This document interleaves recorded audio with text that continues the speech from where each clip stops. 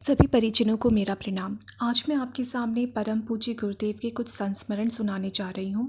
ये संस्मरण सुनाए हैं डॉक्टर ओपी शर्मा जी और डॉक्टर गायत्री शर्मा जी। ये बहुत ही नैतिक कार्यकर्ता रहे हैं गुरुदेव के सामने, जिन लोगों ने अपना समय और जीवन दान गुरुदेव के लिए अर्पित कर दिया, उन लोगों में से। और ज़्यादातर लोगों को शायद इनके नाम भी पता होंगे, तो आज इनके बारे में मैं बताने जा रही हूँ। इन्होंने कई सारे अपने संस्मरण सुनाए हैं। चलिए सुनते हैं। मन की बात सुनने वाले हमारे गुरुदेव। बात जनवरी 1981 की है। परम पूज्य गुरुदेव सुल्तानपुर गायत्री शक्तिपीठ व गायत्री प्रज्ञापीठ में प्राण प्रतिष्ठा के कार्यक्रम हेतु आए थे। वहां से उन्हें लखनऊ जाना था। हम दोनों के मन में प्रेरणा हुई कि गुरुजी को लखनऊ तक विदा करने चला जाए। उन दिनों हम दोनों महिला और पुरुष चिकित्सालय में अधीक्षक के पद पर तैनात थे, सो छुट्टी बड़ी मुश्किल से मिलती थी।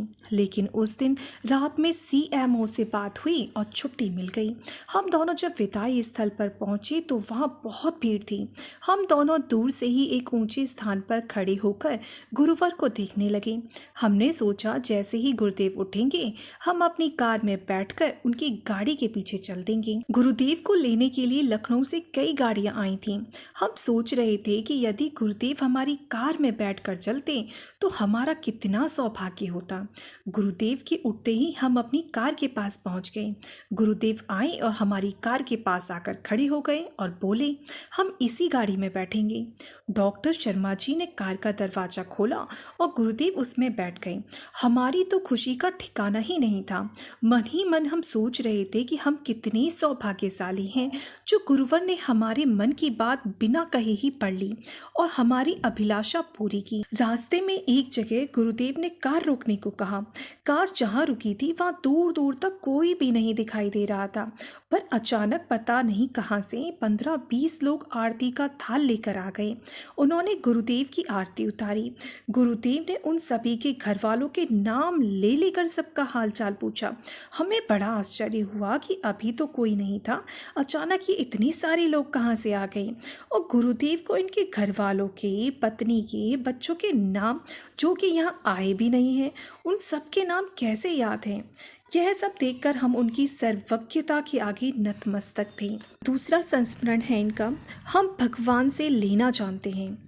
27 अप्रैल 1981 को बस्ती में प्राण प्रतिष्ठा का कार्यक्रम था। कार्यक्रम के पश्चात गुरुदेव जब लोगों से मिलने के लिए बैठे तो हमसे बोले, तुम हमारे पास खड़े रहना और लोगों को दवा लिख देना। हम सोचने लगे हम क्या दवा लिखेंगे। खैर, हम उनके पास खड़े हो गए।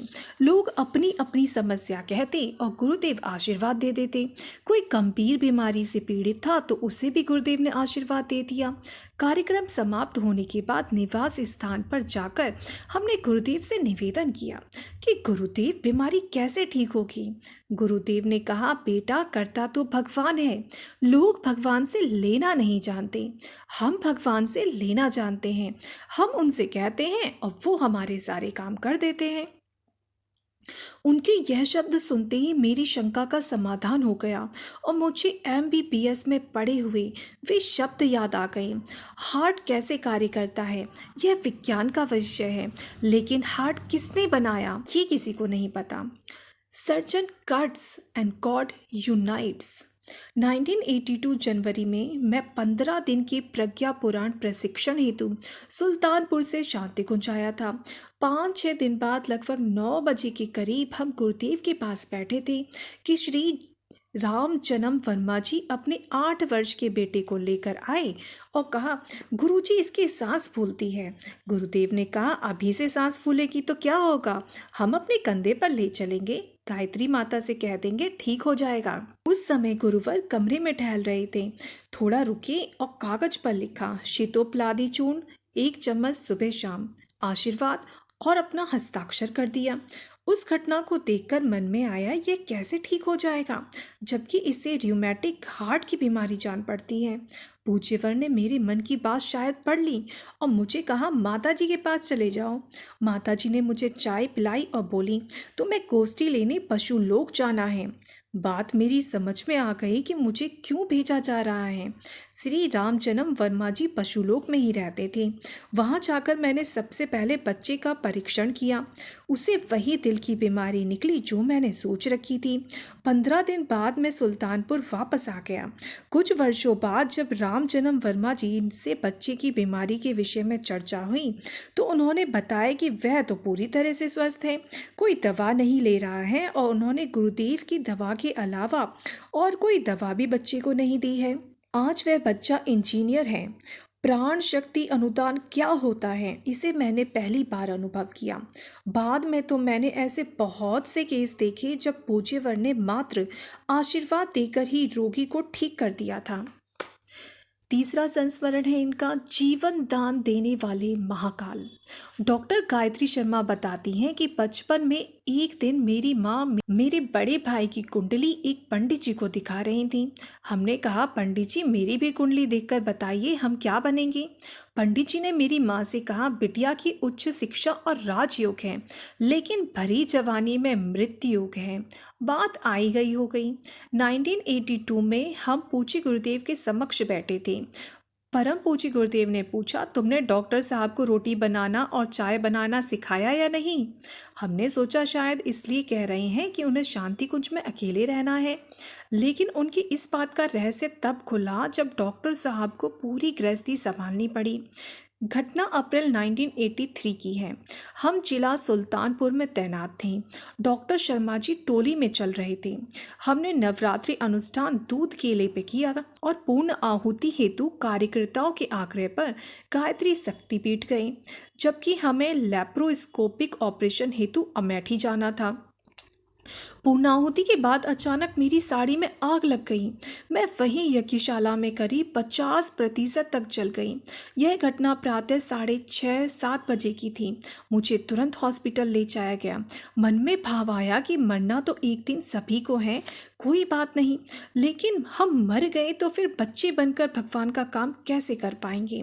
जैसे ही आग बुझी मुझे ऐसा अनुभव हुआ जैसे तीव्र प्रकाश में सूर्य मेरे अंदर समा गया हो।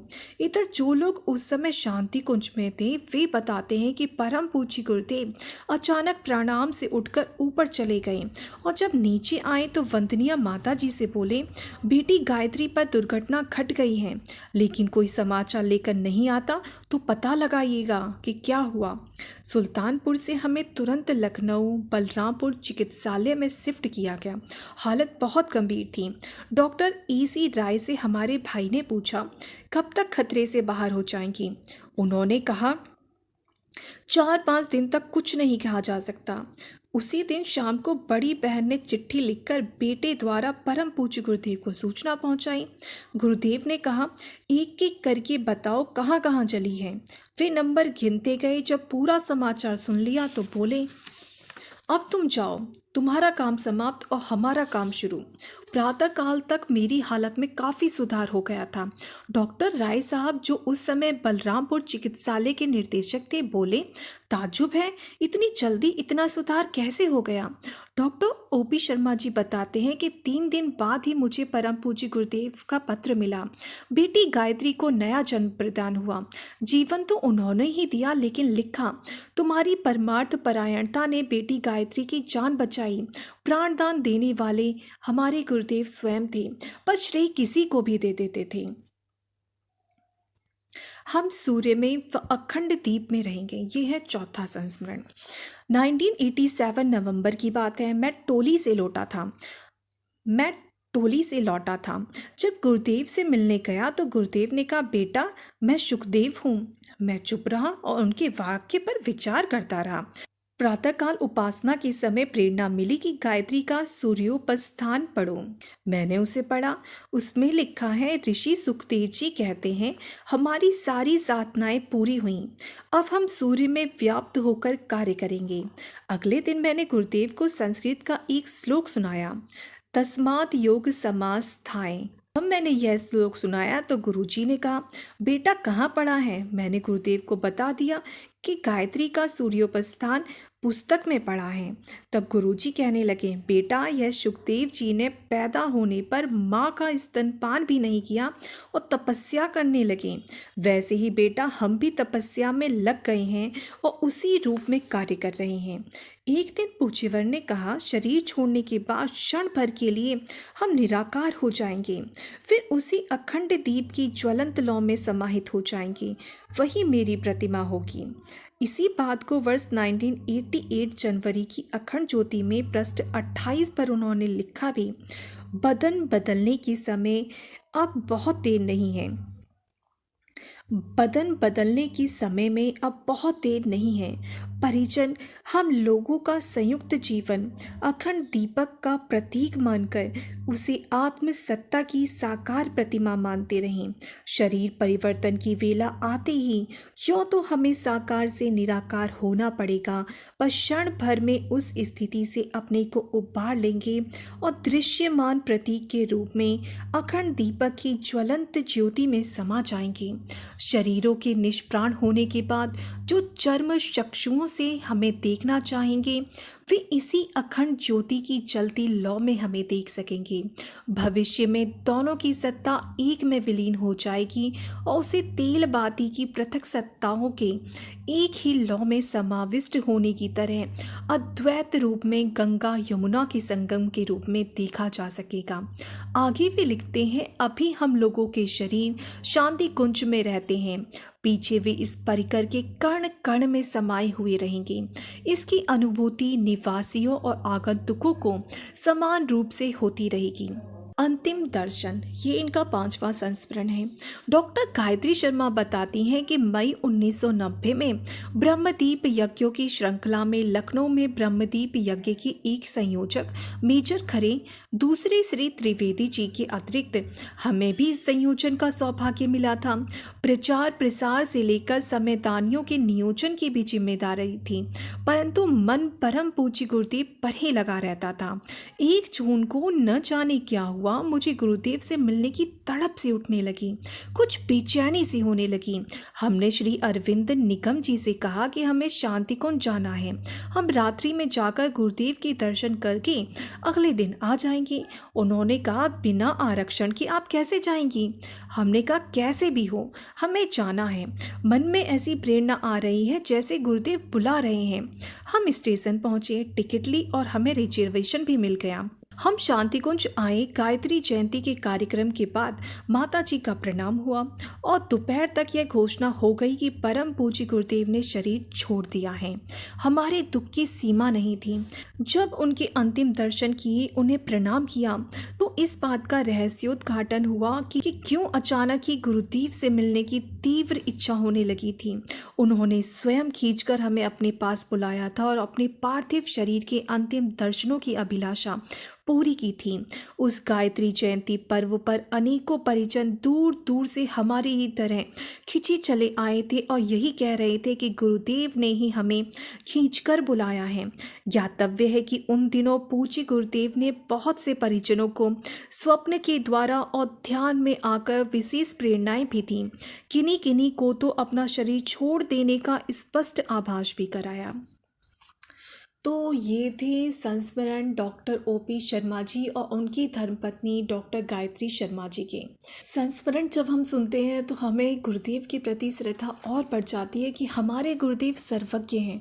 उन्हें सब कुछ पता है कि हमारे हृदय में क्या चल रहा है, हमारी भावनाएं कितनी प्रगाढ़ हुई हैं गुरुदेव के प्रति, और जो भी सच्चे हृदय से गुरुदेव से प्रार्थना की जाती है वो गुरुदेव अवश्य पूरी करते हैं और हमारे दिल की बात को बिना कहे भी जान लेते हैं।